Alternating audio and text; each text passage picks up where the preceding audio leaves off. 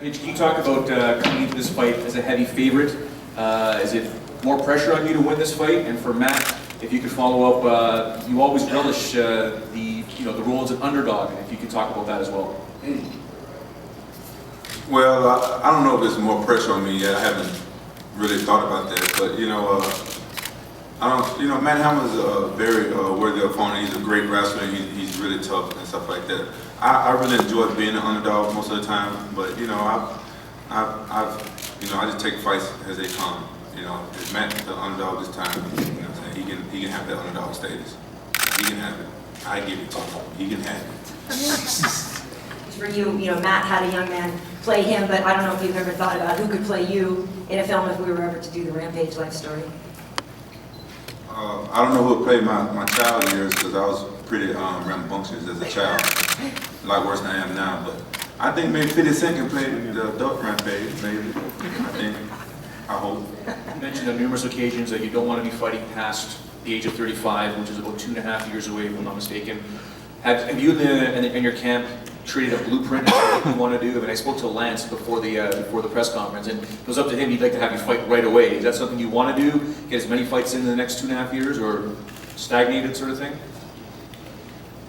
I don't know. I haven't really thought about how soon and stuff I want to fight. Whenever fights come up and stuff like that, I haven't gave a whole lot of thought into it recently, because I made my mind up when I first started fighting that I wouldn't fight past 35. That's all I knew. When I get 35, I feel like I'd be an old man for this sport. So, I just decided that years ago. But, I got a lot of things I want to do. I got these finger painting things I really love doing. I really love that stuff. Finger painting. I'm actually getting good at it now. I made a peacock the other day. It was very beautiful.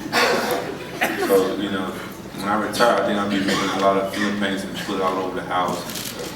Might sell some on eBay. If you guys are interested in it, let me know. I make more. Thank you. Earlier this week you wrote that you had been a little bit lighter than you've been in previous fights.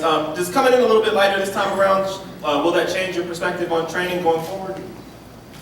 No, just coming in a little bit lighter. All it basically does is help my weight cut out a little better. That's about it. Over the years, when I used to fight in Pride, I was a single parent, and I used to eat fast food all the time. I used to have to cut 15 pounds every time before I fight. I really got sick of that over the years, and I got accustomed to just cutting like 6 pounds since I've been over here in the UFC and everything. I kind of like that, but recently I just been blowing up between my fights, just getting real lazy and having to lose a lot of weight.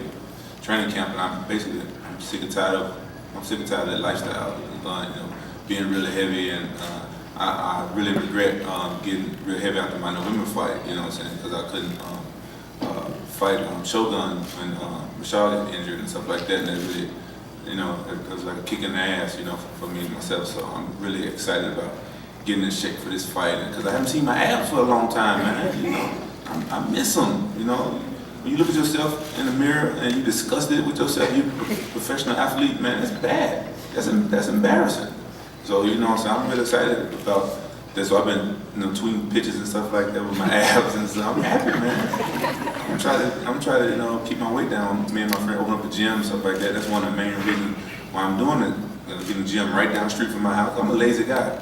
So I can just drive to the gym right down the street and start, training and staying in shape so I can look like a professional fighter all the time. People always think I'm a football player for some reason. I don't like that. Rampage, just in relation to what you were saying earlier when asked about fighting past 35, I thought about Bernard Hopkins, who fought last week, and he was 46 when he won the light heavyweight title in boxing.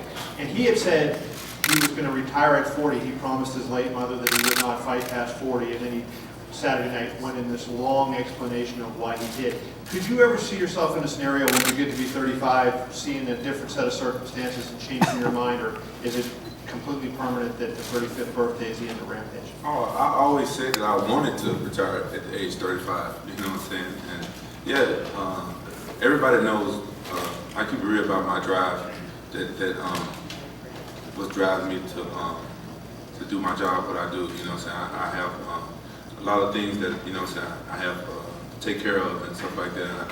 And you know, I put my little sister through college, and I want the best for her and my parents. You know, we grew up poor. I want my mom to drive a nice car and live in a nice house, and I want my dad to have the same. So those are the things that drive me to keep fighting, so I can afford to do those type of things. And if it need be, if you know, it's time for me to fight after 35, you know, if it's really necessary, I will. But like I said, I want to retire at 35 and do other things, because you know what I'm saying.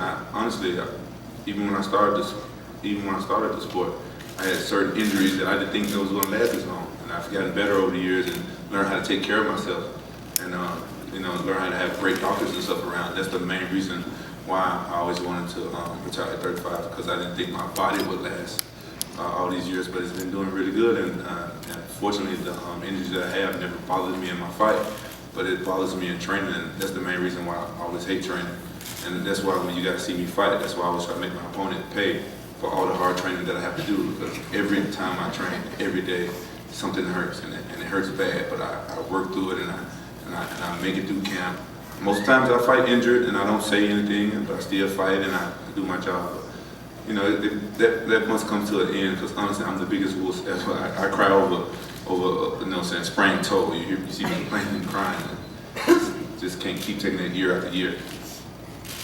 And I actually like that. I actually like guys who set a goal to retire at a certain age. It's not a bad thing. You know, the problem in boxing, which hopefully we can change that over the next few years, is financially guys have had to keep boxing even after, you know, Roy Jones said he wasn't going to keep fighting anymore, and you know what just happened last week. But Hopkins is a different scenario. I look at Hopkins like a couture. You know, guy's body has stayed with him the whole time. He's still relevant. He's still good, and he won the title the other day. There's stories like that that are incredible when you have this guy who defies all the odds at a certain age to do, you know, superhuman things like Bernard Hopkins did, and then you see guys that are out there fighting because they have to, which is, you know, not good. And I don't want to be that guy out there fighting because he had to. You know, I look up to Mike Tyson big time, you know.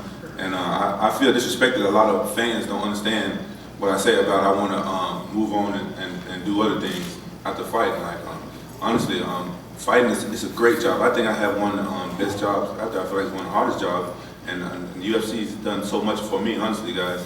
And it's a great organization to be a part of. But you know what I'm saying? If Dana would pay me every month after I retire, then you know what I'm saying, I'll fight a little longer. You know, I don't care. It just don't work that way. You got to keep living. You got to keep other things. You got to keep going. You got to keep doing.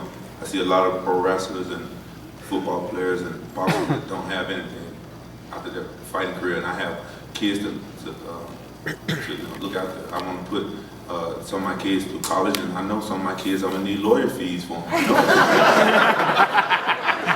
Y'all laughing, but I'm serious. I know this. So I know what I have to do.